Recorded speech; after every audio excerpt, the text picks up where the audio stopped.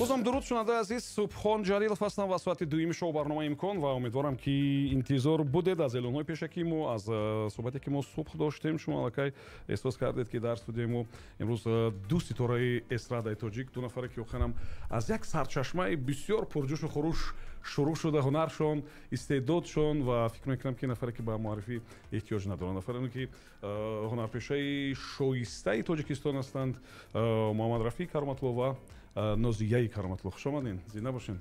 Аз дидортон бисёр шод шудем, ба хотири он ки хеле боз рӯбарӯ суҳбат надоштем ва фикр мекунам ки ҳарфи гуфтаниам дар синаҳои шумо ҷамъ шуда барои шунавандаҳо, барои мухлисони худатон.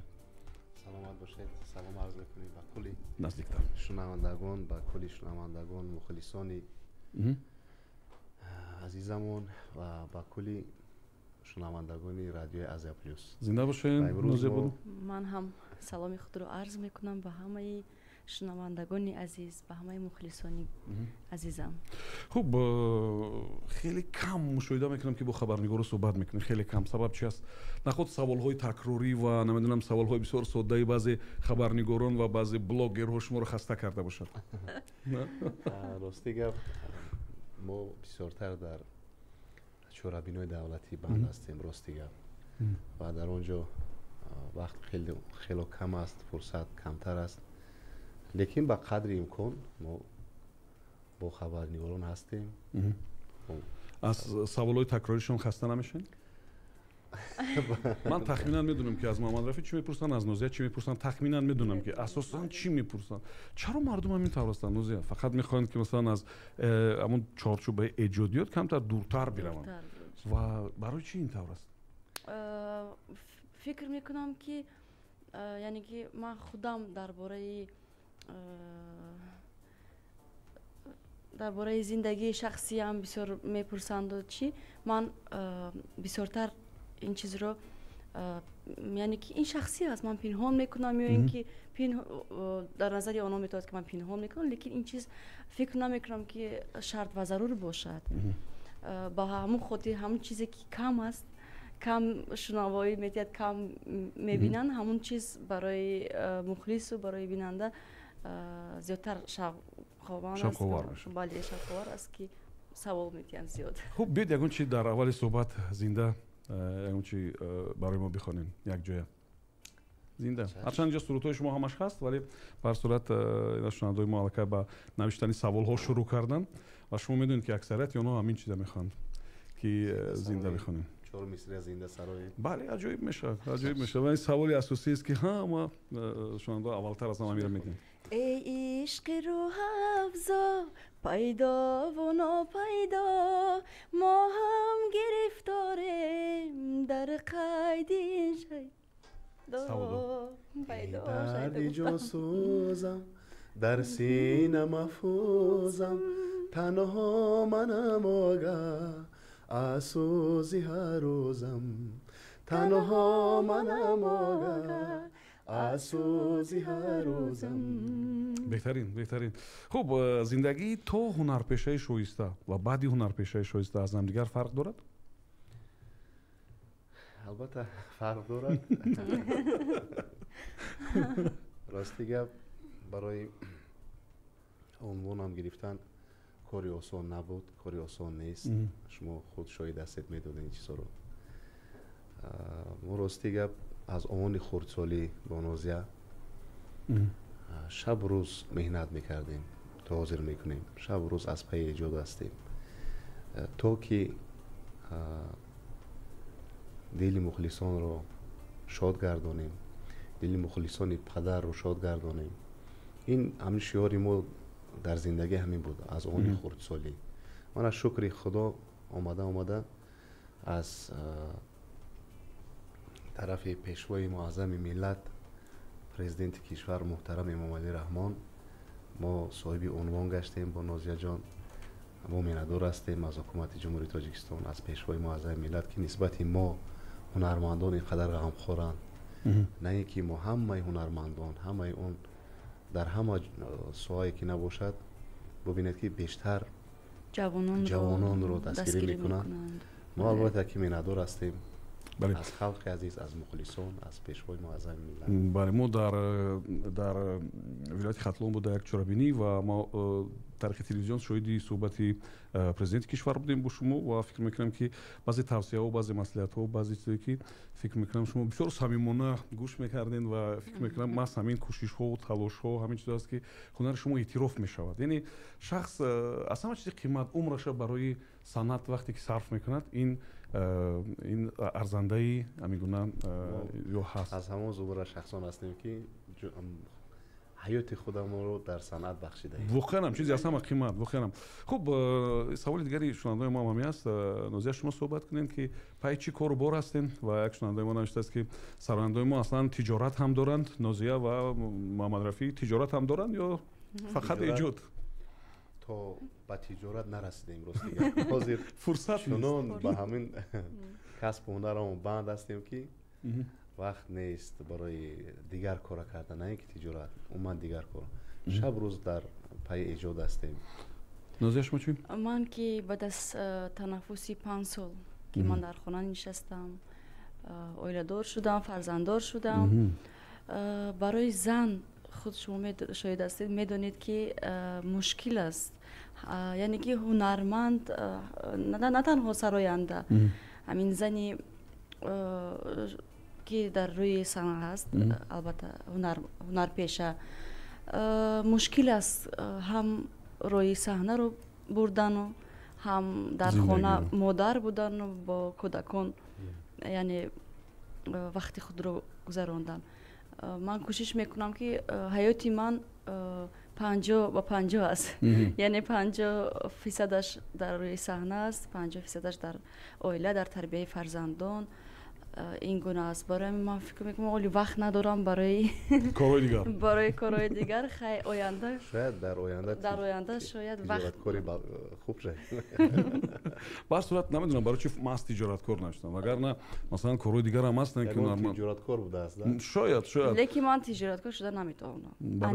برای که من هم خدر صرف زیاد دارم. من همین یک روز دو روز با فکرم که بانکروت میشم. خب شما داننده خوبی زبان هندی هم هستین، مثلا میتونید مثلا اکرام با زبان هندی جنجال و سرزنش کنید؟ بیاد شما با زبان هندی جنجال کنید یا سرزنش کنید، برای کدام گناهش تصور کنید و من ترجمه میکنم اینا با زبان تاجیکی خودمون که ما را چه خیلی سرزنش میکردن در خانه و کارخانه. مرحمت. इकरम आपने क्यों मुझे देर बुलाए? इतना मैंने वेट किया, आपने इंतज़ार करवाए मुझे और आपने मुझे पता नहीं, आपने सोचा कि मैं घर में बैठे हुए हूँ. ऐसा तो नहीं ना होता है. प्लीज़. ترجمهش این میشد که اکرام با خدا اگر یک بار دیگه همین کارت هم میبینیم همین تیاق در میاند مایده میکنم دیگر خیلی نکن. باز این برای کی؟ بله همین در ترجمانیش ما گرفتن در کار. حتما. خب دانستن زبان هندی کمک میکند برای شما در هنر، در صنعت، در خانه، در بله بسیار کمک میکند. چون من تحصیل خود رو در هند ادامه دادم و تا حال میروم. یعنی که هر سال من 2-3 مرتبه میروم نزد استادانم.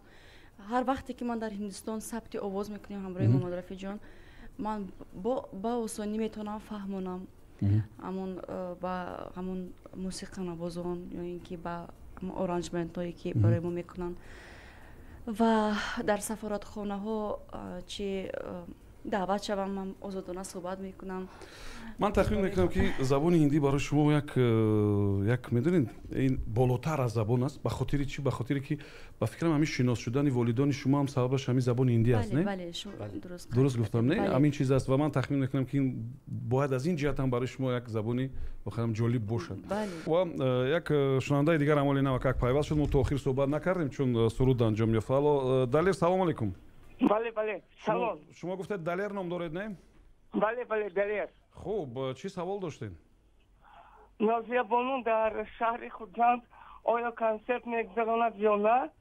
و اگر شود اگر در سندت ما در شهر دوشنبه اگر شرکت میکردن خیلی خوب میشد. استنداپ این برنامه یوتیوبی شماست؟ چی هست این استنداپ؟ نه استنداپ این برنامه تریتوری یومره که در مهمانی خانه بای چی حیات ریشنسی برگزار میگردد سنه 21 سپتامبر. فهمو شما اونجا اشتراکچی هستین و بله برآمد میکنم. سلامت باشین. تشکر میگم برای شما. زنده باشین. خوب در خوجند هست نقشه‌های برنامه کنسرتی یا چه خیلی؟ айни замон мо тайёрӣ ба истиқлолияти ҷумҳурии тоҷикистон ки сафарҳои ҳунарӣ дорем дохили кишвар яъне ба ноҳияҳо дигар онҷо омодагӣ мебинем. баъдан хай даъват шавад чаро не?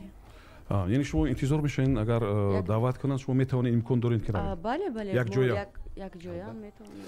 хуб оли муд шудааст таронаҳои ҳунармандони пештараро мехонанд ва ҳатто клипҳоам ба навор гирифтан шумо тамошо кардед. назари шумо чӣ аст?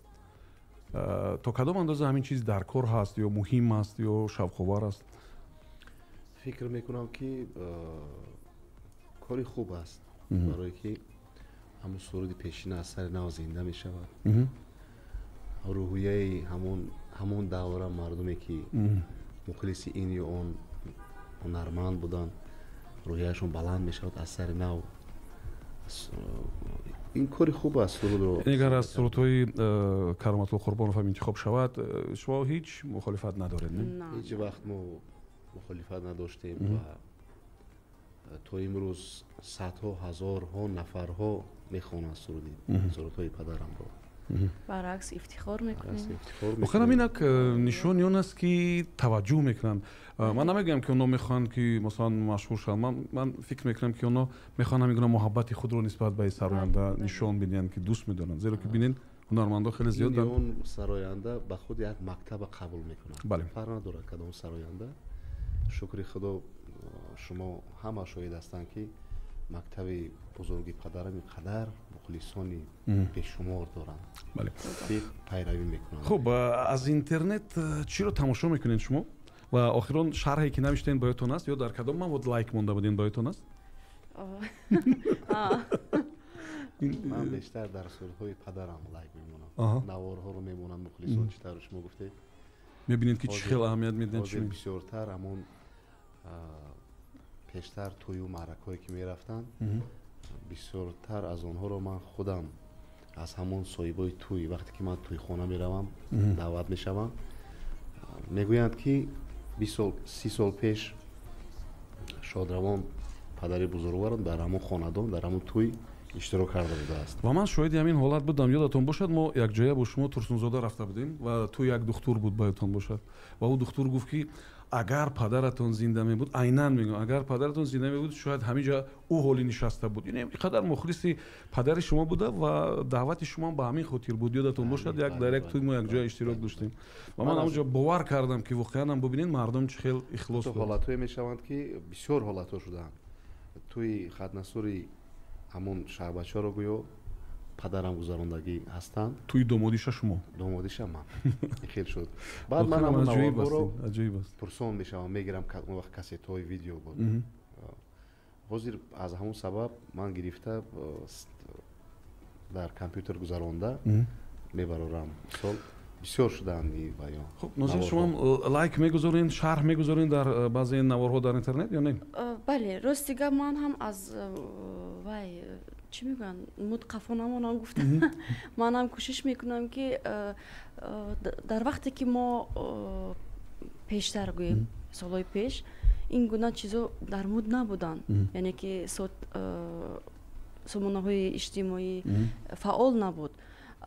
мо ҳамин хел машҳур шудан ҳамин қадар душвор буд ки ҳозир агар ки ҳунармандам набошӣ як ҳаваскор бошӣ ё ин ки як блогер шавӣ ё ин ки ман намедонам ягон катбону бошӣ машҳур мешавӣ тез машҳур мешавӣ лекин маҳбуб шудан қин аст. яъне интернет ба ҳунари асил таъсири бад дорад ба назартон не? ҳам ину ҳамон метавонад шуморо муаррифӣ кунад? метавонад бале метавонад як нафареро муаррифӣ кунад? ба фикри ман ҳар як чиз меъёр дорад лекин сомонаи интернетӣ ба ҳама маълум аст ки ин мисли лабиринт аст ки дохил шуди дигар баромадан мушкил аст. хуб шунавандаои мо саволои аҷоиб медиҳанд. масалан як нафар навиштааст ки шумо 1 миллион мухлис доред. онҳоро мешиносед ном ба ном? راستی من در هندوستان گفتم که تحصیل کردگی هستم. همون هم سبقخونی من هم آنها بسیار هنرمندای که مشهور شدگی هستند. یک روز با من پیشنهاد کردن که چرا فعال نیستی؟ من گفتم من وقتم کمتر است، من همین زیادتر در خیلی مادر هستم، من 3 فرزند خرد دارم، از ایناش با دیگه وقتم ندارم. با گفتن که حاضر زمانه و مخلصان طلباتشون دیگه شده است، باید که فعال باشی. خیلی من با قدر امکان کوشش میکنم و گفتن که ما یک نمودی بازی ها داریم و چی نه، همین چیزا رو با من یاد دادن راستی گپ و ما رو همونجا معرفی کردن.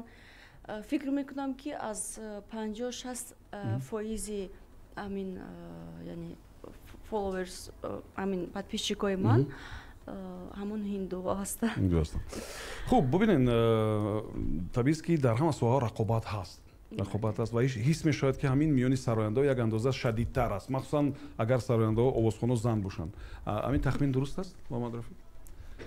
رقابت باید باشد، به رقابت نمیشود، لیکن رقابت صاف سفید سالم. رقابت سیاه نه. شما حس میکنید که بعضا رقابت های دیگر هم هستند؟ البته حس میکنم، دیده میشود. خیلی کن دنیا همین است، به کمبودی نمیشود. شما چه خیلی مبارزه میبرید بعد با این چیز؟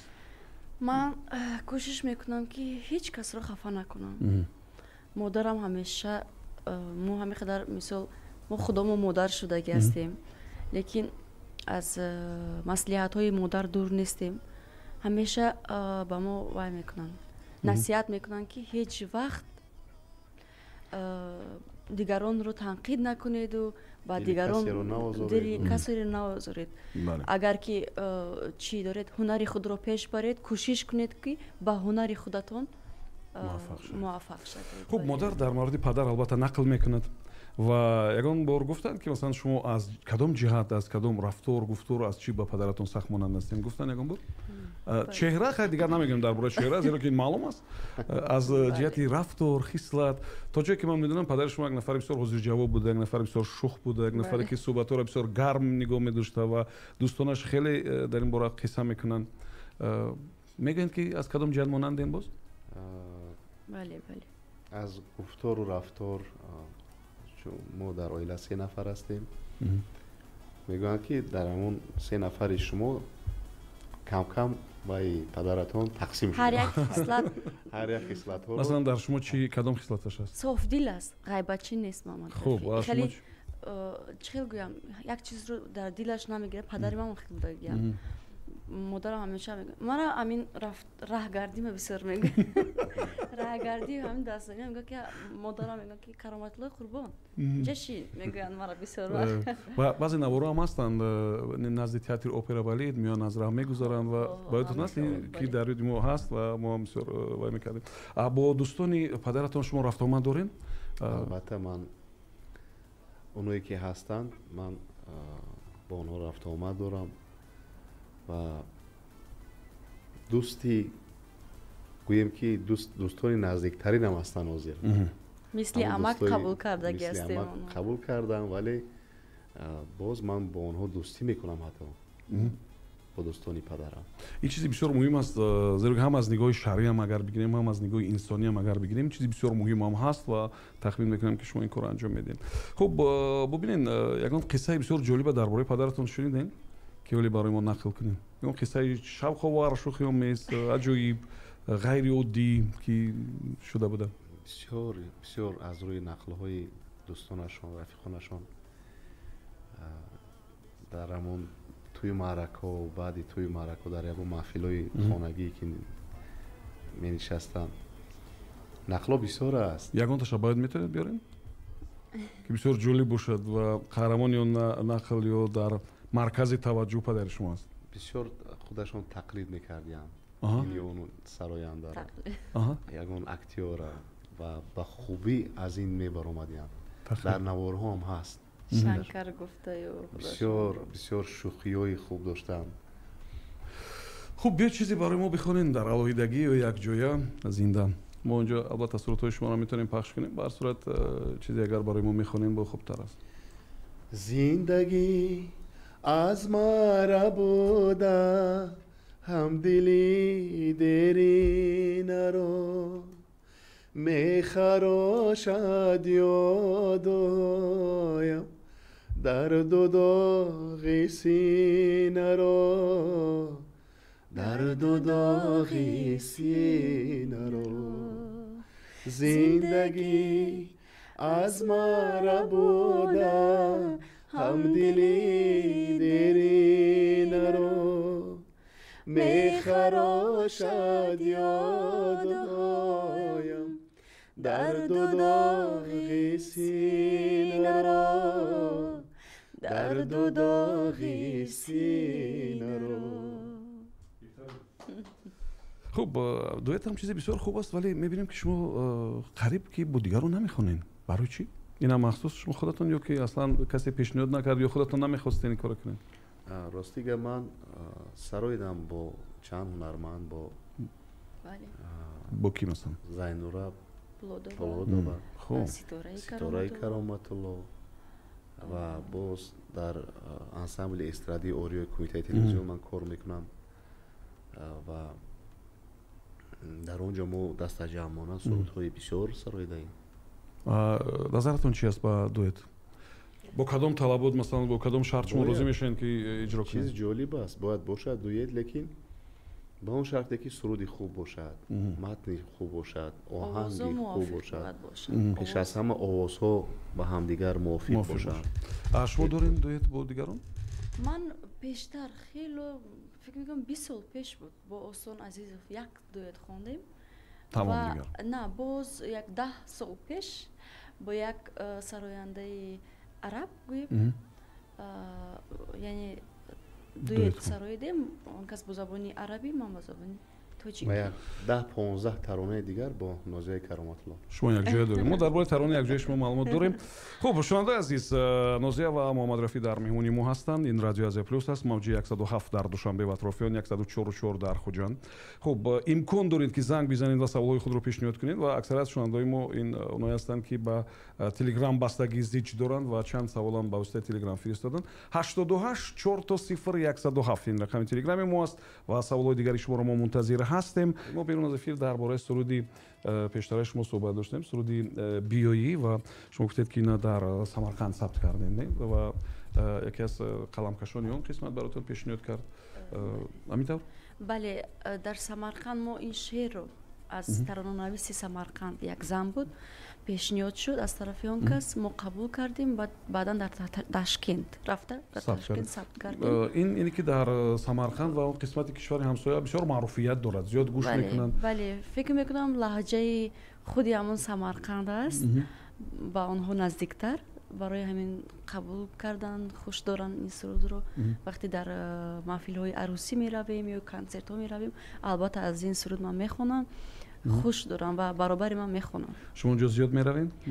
من کوشش میکنم در برابری که من در چرابینیای فرهنگی خودمون یعنی که دولتی اشتراک میکنم، به هر حال وقت یافته رفته اشتراک کرده بیایم.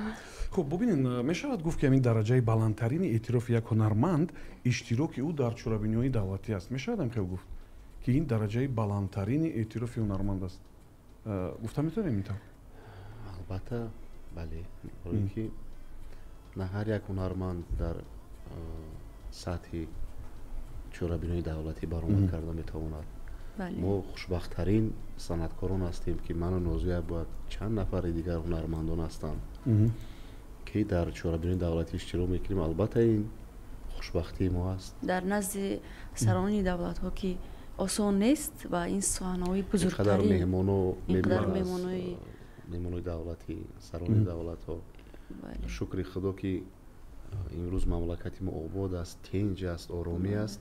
هر ماه ما گوییم که یک چرابینی داریم. قدر چرابینی های زیبا، اینقدر دکوراسیون های سطح های بلند علاقه باز نگفتن امارات که سفرهای هنری زیاد هستند. بله، من در چند سفر هنری روزهای فرهنگی دیدم که شما هم اشتراکچی بودین و وضع عکس‌ها در شبکه‌های اجتماعی دیدیم.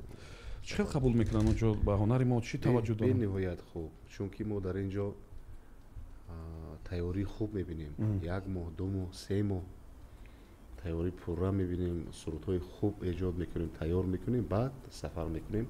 البته که خوب قبول میشود. فرهنگ تاجیک خود یک فرهنگ بوی است. خصوص که در همون اروپا اگر رویم این فرهنگ تاجیک رو معرفی کنیم، بسیار شوق‌آور است برای خب ببینید وقت‌های اخیر با لباسپوشی زنای هنرمند در اینترنت بسیار توجه میکنن، مینویسن، نمیدونم زن‌ها مینویسن، مردها مینویسن و ما بعضی گزارش‌ها رو هم تماشا کردیم. نظر شما چی است؟ واقعا در مورد لباسپوشی، در مورد خودی نمود ظاهری مخصوصا زنای آوازخوان چی است؟ هم گفتنی هستم متاسفانه جوان دخترانی ما با صنعتکاران بسیار تقلید میکنن که این نادرست است. فکر میکنن باید زنی عادی باید عادی بپوشد، زنی صحنه باید صحنوی بپوشد. این صحنه است که ما در این جای مثل تئاتر است. تئاتر است که ما نقش میآفریم. این زندگی ما نیست. ما از دل مردم میخونیم، یعنی که هر ابرازی ما موافقی همون سرود و موافقی همون کنسرت و همون چورابینی است.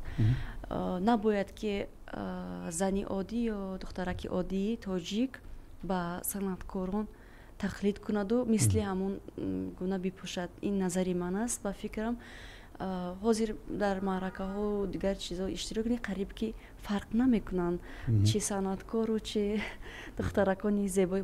ما دخترانی تاجیک بسیار زیبا هستند، اصلا زیبا هستند. من میخوام که همین چیزهای صنعی کمتر شود، همین چیزهایی که امروز مد شده است میگویند، چون که خودشون زیبا هستند.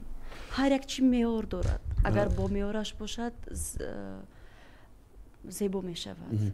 یعنی شما به این نظر هستید که آوازخوان این به قبل یک هنرمند است، اکتور است، میتواند با اون ابراز وارد شود، میتواند یک لباسی شاید تاجیکی نیست پوشد، در کلیپ اشتراک کند، ولی بیرون از کلیپ یک زنی عادی از زنی تاجیک است. بله، لیکن به هر حال همه چیز معیار دارد. یعنی که زنی تاجیک رو هم معرفی کردن در کار است، یعنی که با میارش باز لباس‌های ملی رو در برابر هر ابرازو باید ما نمایش دیم، پیشنهاد کنیم. بهترین. خب محمد رفیع، اطراف شما بعضی جوان‌ها رو هم می‌بینیم که با افتخار خود رو شاگردی شما میگن و مهمترین توصیه و درسی حیاتی که شما به شاگردان میدین چی است؟ زیرا که ببینید هنرمندان شما هم گفتین خیلی زیاد هستند در اینترنت، خیلی زیاد همین با یک سرود هم مشهور شدن، ممکن است طوری گفتین. توصیه شما با بچه‌ای که اطراف شما هستند، میبینم کم کم در محفل‌ها هم شما امکان میدید که اونها درباره شما سرود خوانی کنند. خب نظر شما چی است؟ از سببی که اونها مهر و محبت داشتن از دوره‌ی پیشتر، وقتی که من روی صحنه برآمدم، یک خیلی اونها خورده کک بودن، به نزد من می اومدن، حاضر بزرگ شدن مردای کلان شدن. این البته خوشبختی من است و من از همون دوره وقتی که می اومدن 5 نفر شده، 10 نفر شده می اومدن، از همون وقت من خیلی میگم قرصک از دو طرف، منم نسبت اونها مهر محبت دارم و چیزی که از دستم اومد میباید خدمت میکنم، یاردم میکنم. کدامش که آوازخوان شد، چه هنری که من خودم داشتم از دستم می اومد نشان دادم، تازه نشان میتیم و با توی معرکه ها میبرم، با کنسرت ها میبرم اونها رو. شکر میکنم که امروز من چند نفر شاگردان دارم. از سببی که از من خود رو استاد بزرگ تصور نمیکنم، خودم از پی ایجاد هستم، خودم شاگرد هستم، لیکن به هر حال پیرو که هستن من دستگیری میکنم. خب پدرتون نوازنده بسیار خوب بود، اینا در نوارا هم میبینیم و دوستانشون هم میگن که نوازنده واقعا بسیار خوب بوده، بله، و آهنگسازی خوبم بوده و همین آهنگ ساخته توانستند و نوازنده بودن برای یک آوازخوان چیزی از همه مهم هست. مهم از همه مهم همین است که باید آوازخوان از نواختن این یا اون اسباب موسیقی با پورگی باید برایت حتما همون کلاویش میگوییم ما پیانینا نواخته تونه بی نمی شود. هنری آهنگسازی باید داشته باشد. از دیگران خواندن این خوب است، باید باشد در رپرتوار هر گونه باید سرودها باشند، لیکن اساس آوازخوان باید که خودش هم ایجاد کند طبع دل خدا. آهنگی که از قلب میبراید البته که به دلش روانده راه می‌یابد. شما چی نظر دارید نازیه؟ شما نوقتا میتونید نگاه اسباب موسیقی؟ بله ما هر سه ما مکتب موسیقی سابق ملکه صابر و حاضر به فکرم میرات الله عطایف باشه. میرات الله عطایف 20 سال شد ما که تمام کردیم ختم کردیم مکتب رو. من اسکریپکا نواز هستم، من پیانینو مینوازم، من هارمونیم مینوازم. و آهنگ هم هست که آهنگای خودتون خونده باشین؟ بله بله. کدام آهنگ هستن؟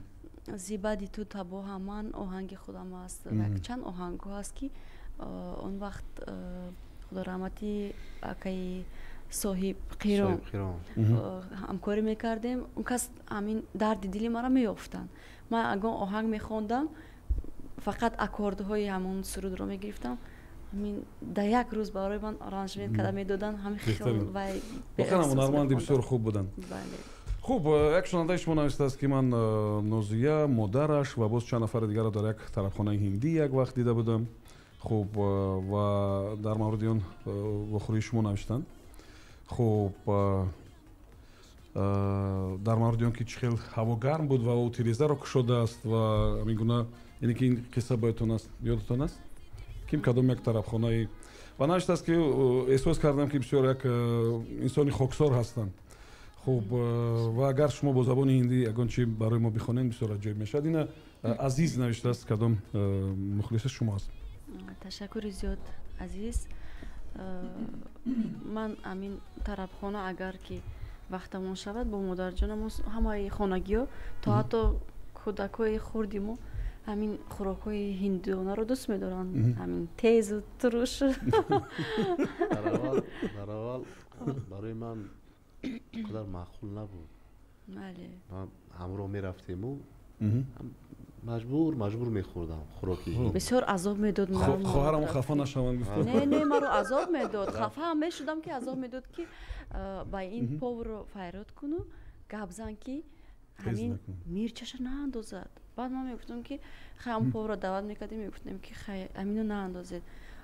با رفته همون زرچوبه میگوین که هموناش هم میانداخت با یکون مسئله دیگه، یکون پریپراوی دیگه اگر میانداخت کم که دیگه با تیز میشد. میومدم با قطعی من جنگ میکرد که ترجمه این نادرست کردی. رفته بله. همچنان معقول شد که حاضر دیگه ولی دیگه شما آربیریون و تخبیریون هم با تیزی میخورید. با تیزی میخورم دیگه. در خونم شما تیار میکنید غذایی؟ بله بله. ما کلینامون همشون یاد گرفتگی هستن چون ما با هند زیاد سفر میکنیم و در خانه همون شف پاورو هم آمده آموزانیدن از همون نازکی هایش و همون سپیس هایی که هست ما هر وقت میاریم. مردم فکر میکنن که تیزی به سلامتی فایده دارد. واقعا محمد رفیع یکم فایده را احساس کردین شما؟ من نفهمیدم اون که ناز میبینم. با آواز تاثیر نمیرسونه تیزی؟ شویده نکردم. برای من ضرر نکرده است. من راستی گپ شما باید دیگه خیلی جواب میدادید. میگفتید که آواز خودداد باشد با یگون چه تاثیر نداره. همین من پرهیزی ندارم از تیزی، از آب خنک. من هیچ وقت پرهیزی ندارم. لیکن در بعضی توی‌ها بعضی سراینده‌ها را میبینیم مثلا نگاه میکنن قدر احتیاطکار هستند، نگاه میکنن و وابسته به میجاست. بله همو بعضا من یک سراینده را نامش نمیگم دیدم که و همون یک ظرفی آبی گازدار را گرفتم خیلی نگاه کرد گفت که با کشودگی نباش شده. خیلی احتیاطکاری بود که باور که ما حیران شدم. گفتم از یک طرف احتیاط خوب است. نه گپ سر این است که با قدر سراینده که آواز خوب داره خیلی سراینده نبود. و من برای همین حیران شدم. خب اگر از این بگذریم در رکلام ها در همین تجربه هست که در تمام دنیا سراینده ها هنرمندان استفاده میبرند و شما هم شاید در کدام رکلام ها اشتراک کردین یا نه؟ بله من در رکلام هایی یعنی که همین جواهرات زنانه یعنی اشتراک کردم. چرا هنرمندان بسیار کم جلب میکنن محمد رفیع؟ مثلا بچه‌ها را بسیار کم جلب میکنن، مردها را. این هم یک منبع درآمد است. این هم مثلا امکانی کمک مشهور شدن درآمد گرفتن هم هست. در دیگه جای چیزی مقرری است. بله روسیه منم حیران از خودی همون аз соҳибкоро пурсидан дар кор ё фаҳмидан дар кор ки соҳибкоро чӣ ном доранд ва ба чӣ таваҷҷӯҳ доранд кадом сурудоро дӯст медоранд ва ман эҳсос мекунам ки аслан ба ҳунармандо ба сарояндаҳо соҳибкорои таваҷҷӯҳи зиёдам доранд. хуб гирди номи ҳунармандон махсусан занҳо махсусан роҳбари гурӯҳи иҷодӣ агар бошед масалан гапу хабару овоза бисёр аст шумо ба онҳо чӣ хел муносибат мекунед ва фикри шумо барои паҳн кардани овозаҳо киҳо манфиатдор ҳастанд мехоҳанд ки ҳамин овозаҳоро паҳн кунанд албатта дунё бекамбудӣ намешавад одамҳо ҳам ҳар гуна ҳастанд вақтҳои аввал баъзе танқидо мешунавидем мо зиқ мешудем гуфтем чаро хел тӯҳмат танқид ҳар хел овозаҳои бардуру ҳозир дигар рафта рафта бовар кунед ҳам хелвай шудем ки дигар умуман аҳамият наметиҳем ва кадом вариант беҳтар аст ҷавоб гардонӣ ҷавоб нависӣ ёки масалан ёки ҳеҷ вақт ҷавоб додан дар кор нест ҳеҷ вақт дар кор нест шумо ҳаман хел фикр мекунед нозия бале ман бисёр аз муҳаббати самимии мухлисонам миннатдор ҳастам албатта ман кӯшиш мекунам ки яъне ки ҳама кору рафтори ман маъқул бошад лекин ин гуна нест ман наметавонам ба ҳама кас маъқул шавам ва ин чизи муқаррарӣ аст барои ҳамин агар ин гуна ҳам боши гап мезананд ва табиъ онҳо ҳам боши гап мезананд лекин муҳим медонед чи аст муҳим ҳамин аст ки ҳамин чиз ошкор бошад масалан ҳамон нафар донад ки ӯ маро бад мебинад ва ман ҳам ӯро бад мебинам тамом бале ҳамин чиз ошкор бошад хубтар аст аммо дар миёни духтарон фикр мекунам ки ин чиз нест масалан вақте ки шумо аз миёни овозхона як нафари дигарро мебинед масалан салому алейк бисёр аҷоиб аст оғӯшгирӣ яъне ки аммо дар асл хел муҳаббат самимӣ нест ҳис мекунед шумо каме дурӯғ аст бале ба якдигарашон мегӯянд ваҳ куртади қа хушрӯ буд ё ки намедонам кадом як муоди қадар хушрӯ буд вале мо мардҳо ҳис мекунем ки ҳамин самимӣ нест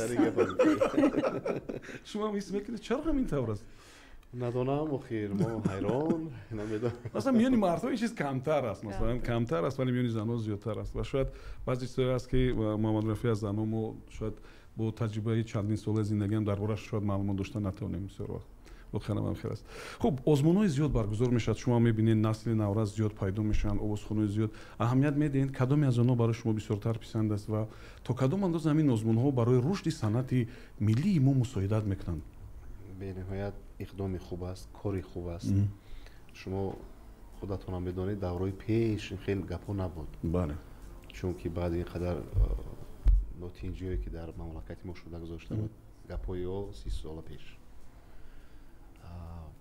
пеш набуд шукри худо имрӯз бинед ки ин қадар озмунҳо ин қадар пешравиҳо ин қадар дастгириҳо барои наврасон ин албатта хуб аст аз байни онҳо мо шумо мебинем ки чӣ хел бо истеъдодҳои хуб мебароянд баромада истоданд ин албатта пешравии санъат аст пешравии ҷомеа аст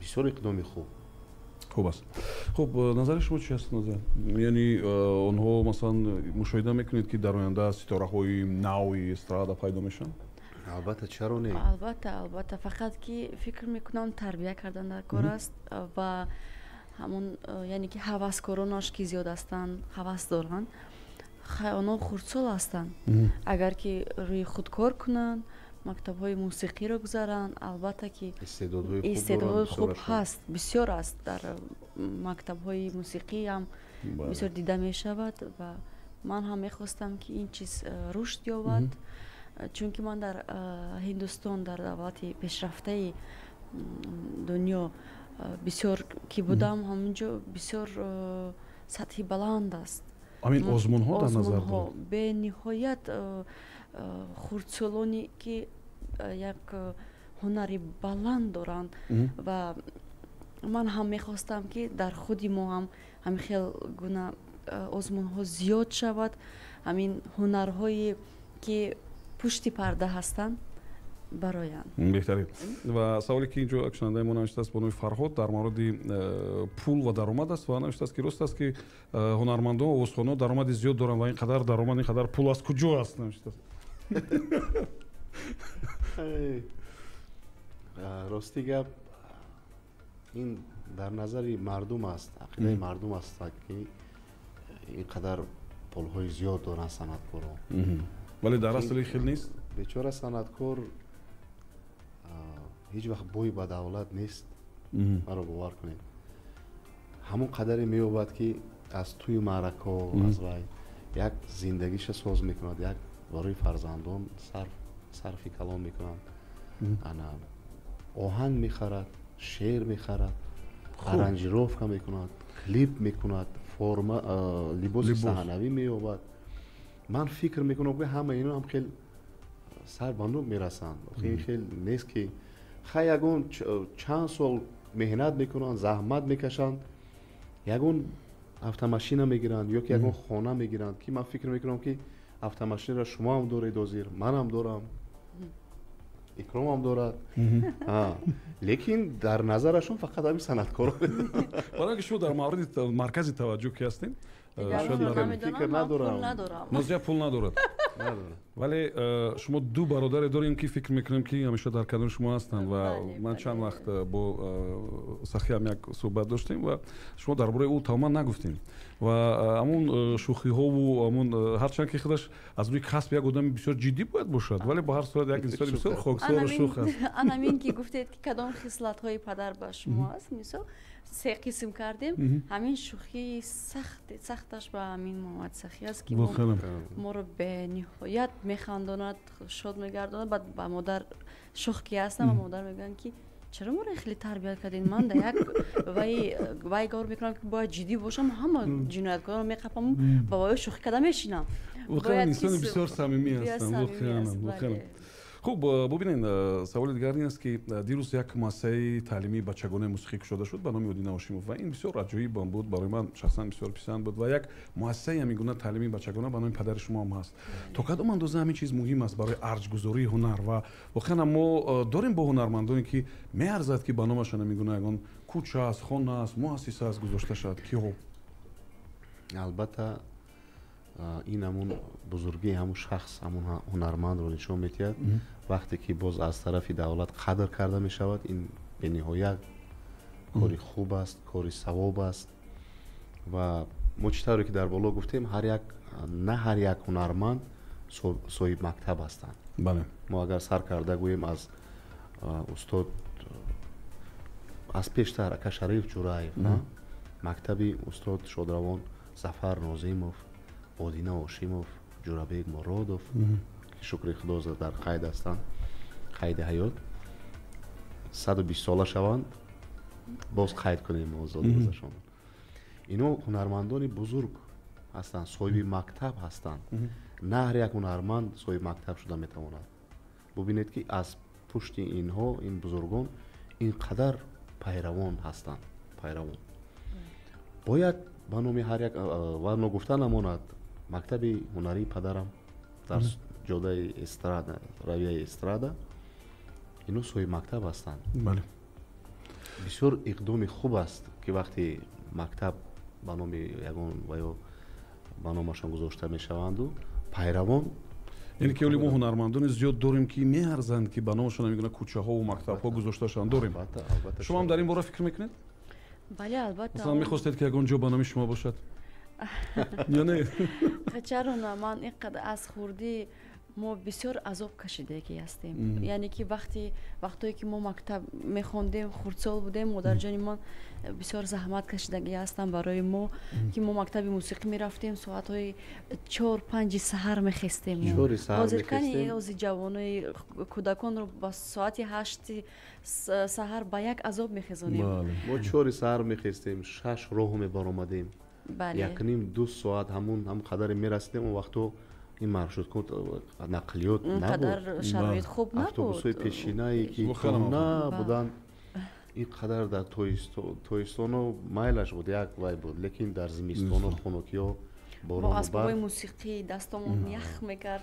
вақте дар симхонаҳо, лекин бениҳоят ҳамун завқ, шавқи зиёде доштем нисбати хондан дар мактаб. бояд гуфт ки ҳамун таҳаккурсие ки мо гирифтаем ҳамаш сарчашма аз ҳамун мактаби мусиқӣ аст. мо шабу рӯз باور کنید میخواندیم. میدونید شما وقتی که صحبت کردین چی باید من اومد؟ من چند سال پیش با آقای محمدلو صحبت داشتم در افیر مستقیم و اون کس در همین مورد گفتن که من کرامت‌الله و باز برادر دیگرتون اکاردیون و اسباب در دست از نوع رودکی می اومدیم به خانه رادیو اینجا ثبت میکردیم و بازم با همون اتوبوسی که گفتین اتوبوس 67 بود نمیدونم بله گفتن که با نوع رودکی میرفتیم و صحبتی شما رو وقتی گوش کردم همون چیزا باید اومد یعنی که انسان نمیتونه زحمت نکشیده به جای برسد و واقعا اونا هم توانستند که همون وقت ببینین اسباب‌ها را پشت کرده از یک ناحیه دیگر بیان به شهر ثبت کنن مستقیم و ولی ببینین که چه خیلی تجهیزات کاری ما را آسان کرده است. خوب ببینین هنرمندان تئاتر شما فکر میکنم که شاید فرصت برای اونجا رفتن دارین ببینین از مخلصان کمتر دارن ولی هنرمندان آوازخوان مخلصان خیلی زیاد دارن همون یک مردم است چی طور است که مثلا با تئاتر توجه کم است ولی با هنر با استرادا با آوازخوانی توجه بنیاد زیاد است چی سیر است اینجا به نظرتون راستیگه منم تا آخر همین موضوع را نفهمیدم لیکن باید باشد باید با تئاتر مردم بروند جوانو مخصوصا باید رفتن اونجا تربیه گیرند لیکن من فکر میکنم که آهسته آهسته همین چیز یک حلی خود رو یافته شده است و خوب شده است. خوب در مورد محمد سخی نوشتن شنوندگان که شما درباره برادرتون پورا نگفتین که گفتین که از صنعت هنر در این سمت نیستن ولی پورا درباره‌اش قصه نکردین. هر سه ما مکتب محمد سخی موسیقی برادر خواندیم. خوردی ما 3 نفر هستیم در اویلا شکر خدا من نازیه و محمد سخی ما یک جای مکتب موسیقی خواندیم تمام کردیم لیکن من نازیه در کسب پدرم رفتیم محمد سخی در کسب بابای پدریم نظامی است. بهتر این هم خوب است. حتما اکنون ستاره‌های استرادا را یک نظامی باید حفظ کند و خیلی باید باشد. لیکن آواز خوب دارد، هنری خوب دارد، نوازندگی. هر وقت ما می شوخی‌ها و بعد همین چیزا بسیار عجیب است. من وقتی بخوردم من رو از یک نوبت شما میدونید که پشت دریانه چه خیلی نوبت است. و یک 150 نفر ایستادگی بود و گفت که اکا بگذار بیا گفت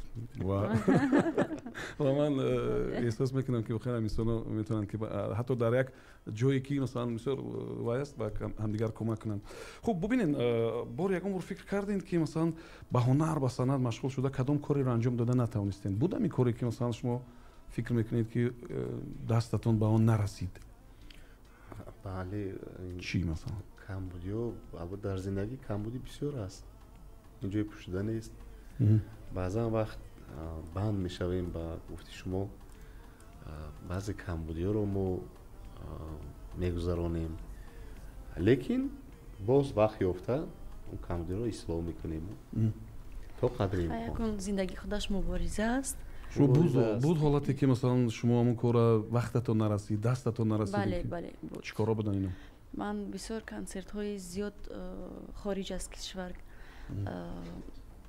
گرفته بودم یعنی من با تربیت فرزندم یا اینکه من فرزنددار شدم لیکن من یعنی که پشیمان نیستم بسیارتر باید گفت که در وطن خودمون ما بند هستیم ما در وطن خودمون شکر خدا خدمت کرده ایستادیم این افتخاری ما است به درجه بند هستیم که با دیگر کارها فرصت خب شما بعضی جوانان ما را حس کردن مثل فروخ هستن و با نفرای دیگر که در آزمون‌های بین المللی اشتراک کردن نظر شما چی است و شما پیگیری میکنید همین چیزا را این بسیار مهم است چرا نه ما افتخاری ما است وقتی که یک هنرمندی ما در عرصه جهانی میبره در آزمون‌ها جای اول میگیرد باعث افتخار البته خب من فکر میکنم که این هنرمندی که در تاجیکستان کار و زندگی میکند حتما باید زبان دعوتی را داند عرف و عادت ما را اعتراف کند احترام کند و نظر شما چی است مثلا باز کدام کارو برای یک هنرمند باید حتمی باشد زیرا که مثلا در یک چورابینی هم من بعضا وقت با زبان روسی صحبت کردن بعضی ستاره‌ها را میبینم و بعد با زبان روسی خواندن اونا رو البته این خوب است لیکن من تخمین میکنم که زبان مادری اول درجه باید در مد اول باشد اول درجه زبان مادری رو از فرهنگ خودمون پوره بخبر باشند هر پوره هر زده توانند به زبان مادریمون تاجیکی بعد دیگر زبان ها رو دانستن البته خوب است خب بیاید یکون چی برای ما بخونند یک جای یا در الوهیدگی زنده که که فکر میکنم یک شنوندهمان بدورتر شد باز ادامه میدیم. قیصه دریا را نگو به چشمان من هر کدامش که دریاست. قیصه دریا را نگو به چشمان من هر کدامش که دریاست. از روی دل و پیش تو میخندم اما دلم خانه درد و غم هاست. از روی دل و پیش تو میخندم اما دلم خانه درد و غم هاست. زخم دلم دیگر دوا نمیشه برای من پنجره وا نمیشه.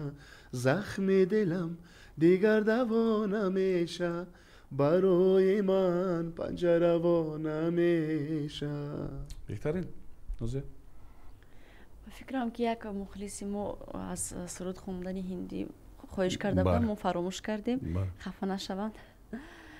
मिले हो तुम हमको बड़े नसीबों से चुराया है मैंने किस्मत की लकीरों से.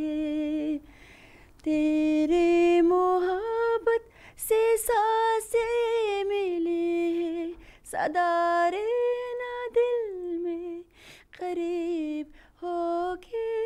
मिले हो तुम हमको बड़े नसीबों से चुराया है मैंने किस्मत की लकीरों से.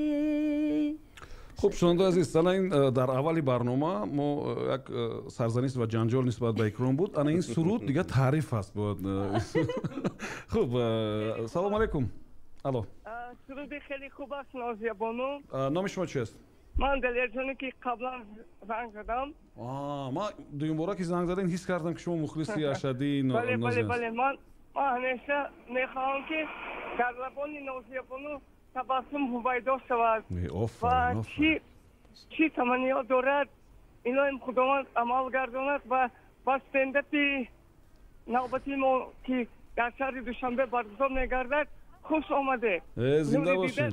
تاج بر سر. سلامت باشید. شنونده عزیز بیاید دست جمعانه با استنداپ همینا میرویم به خاطر که این بیچاره مراتبای دیوم است که زنگ میزند. امیدوارم که یک جا هم خواهیم رفت. خوب وابسته به شعر و مصرع‌ها بیاید صحبت کنیم. واقعا زیاد گپ خبر درباره زیاد است و مردم بعضن سرآینده هم در بعضی اینترویوها مصاحبه‌هاشون گفتن که اگر ما متن‌های وزنین تر بگیریم مردم نمیفهمند. اصلا همین چیز برای من اونقدر پسند نیومد زیرا که مردم فکر میکنم که بهترین غزل‌ها رو میفهمن درک میکنن. نظر شما چی است؟ زید این گپ‌ها هستم. مردمی تاجیک مردمی تمدن‌فر است و فرهنگ دوست است. همه مردمی تاجیک کتاب رو دوست می‌دارن، غزل رو دوست می‌دارن. میفهمند.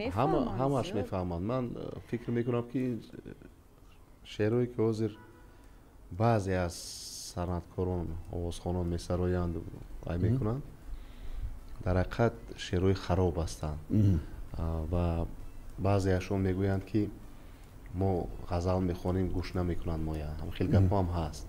لیکن من فکر دارم که مدی اول باید همون شعری بلند باشد، بگذار غزل باشد، شعری باشد که مضمون بلند داشته باشد، اون همه وقت جای خودش میگیرد.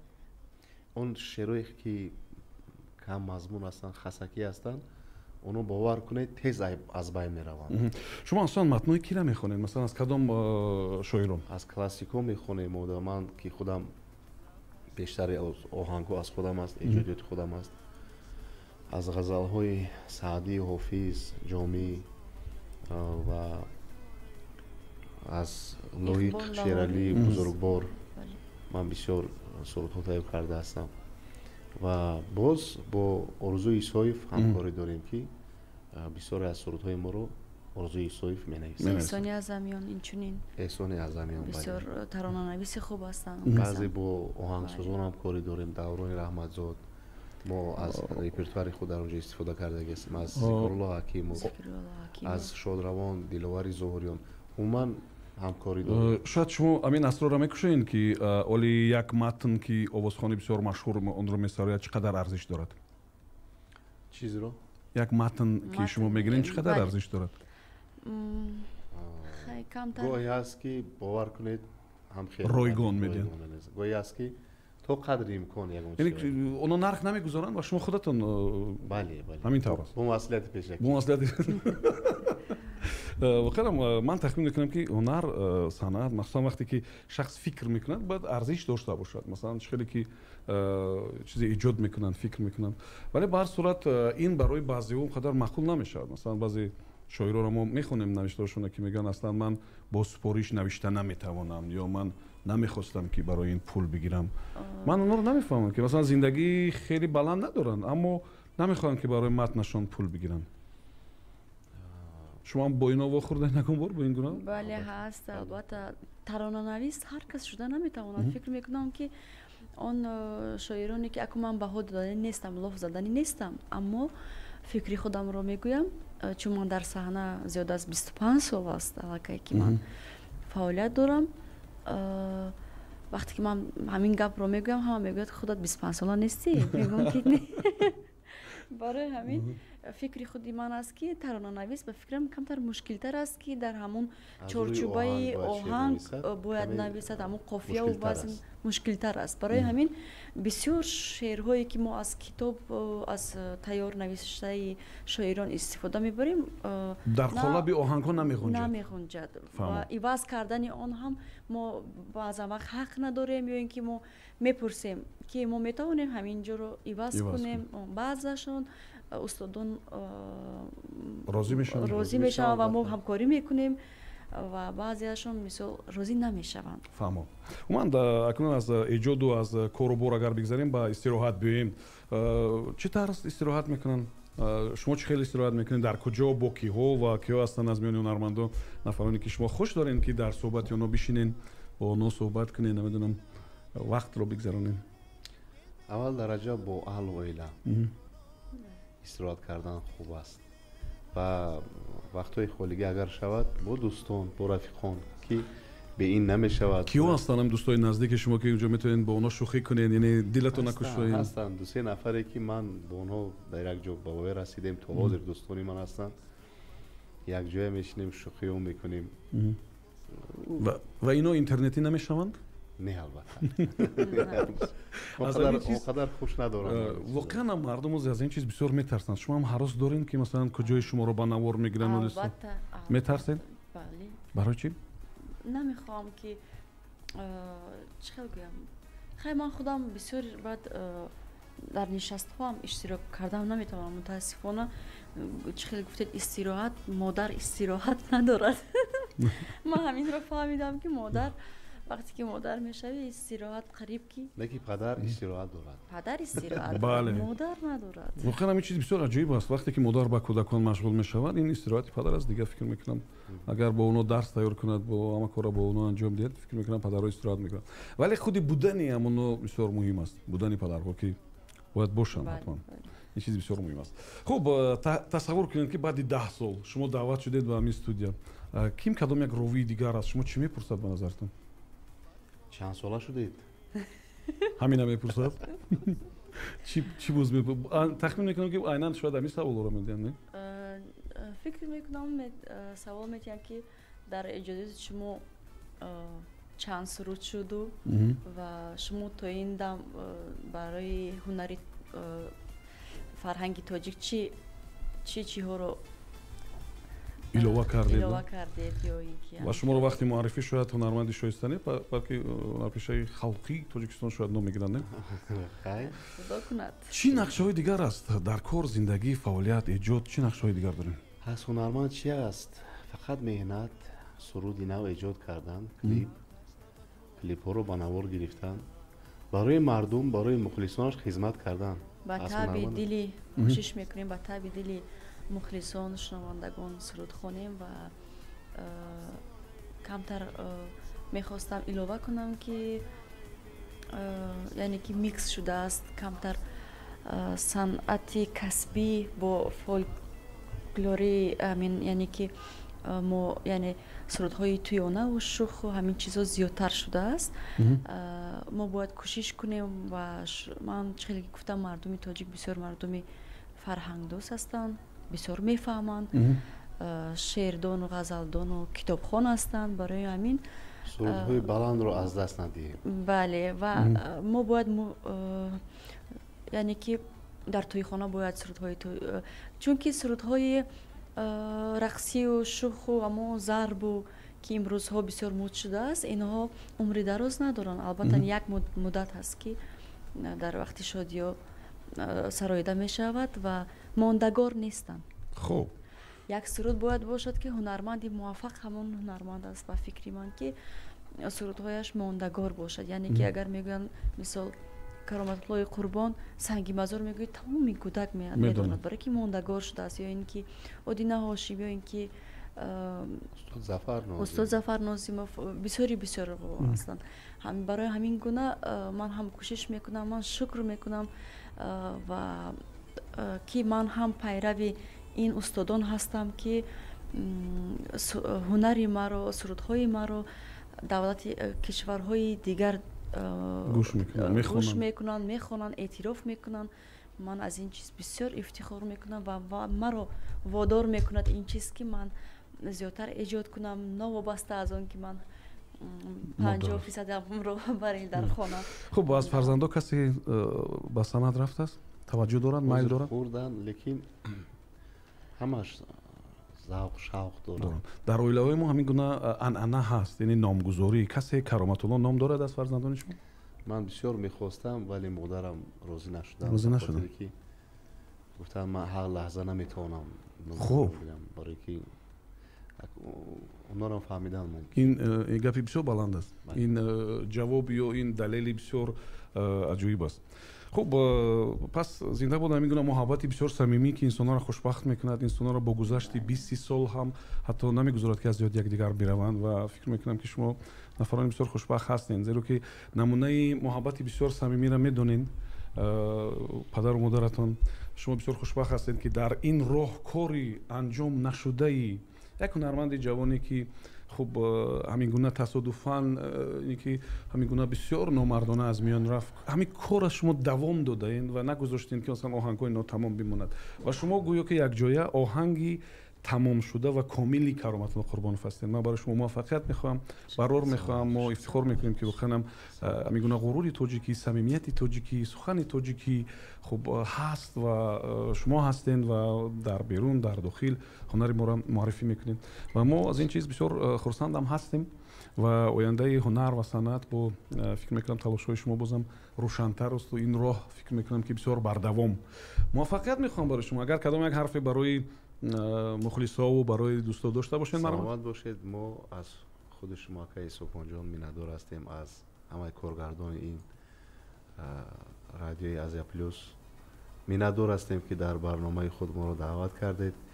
ман хеле пеш бо Икромҷон суҳбат доштам ки натавонистем омада, лекин имрӯз хушбахтона мана насиб будааст ки имрӯз омадем. шумоам сарбаланд бошед барои тамоми мардуми тоҷик. ман хонаи обод таманно мекунам, ҳеҷ вақт дарду ғама набинад, бо мо санъаткорон бошанд, мухлисони азизам. зеро ки ман ин гапро дар чандин ҷой гуфтам ва боз ҳам такрор мегӯям ки дастгирии мухлис ин хушбахтии санъаткор аст. мо бо мухлисон зиндаем ва барои то вақте ҳастем барои ватан, барои халқи худамон, барои Тоҷикистони азиз, барои мухлисони азиз то вақте ҳастем хизмат мекунем. зинда бошед. барори кор барои шумо. агар шумо ҳам хостед. ташаккури зиёд. ман ҳам бо гуфтаҳои муҳаммад Рафиҷон ҳамроҳ шуда гуфтанӣ ҳастам. миннатдории худро баён мекунам ба радиои Азия Плюс ва ба шумо. зинда бошед. ташаккури зиёд ки даъват кардед. мо ҳам кӯшиш мекунем ки тез биёем суҳбатҳо тез даъват кунед тез мебинем. Тамом, ҳамеша мо интизори шумо ҳастем ва умедвор ҳастам ки ин суҳбати аввалин охирин мо нахоҳад буд. Барор, баракат ва рӯзи хуба баротон орзу дорам. хуб, шунавандаи азиз, Муҳаммад Рафиқ Кароматулло ва Нозия Кароматулло дар меҳмонии мо буданд ва умедворам ки як суҳбати ҷолибам буд ва навори ина шумо дар YouTube албатта тамошо мекунед ва барои шумо муваффақияту барору баракатро орзу дорам. хуб, барномаи мо инҷо анҷом меёбад ва то фардо бо шумо худоҳафизӣ мекунем. умедворем ки фардо бозам бо як нерӯи тоза, бо қувваи тоза ба рӯзи нав ва ба барномаи нав шурӯъ хоҳем кард. Зинда бошед.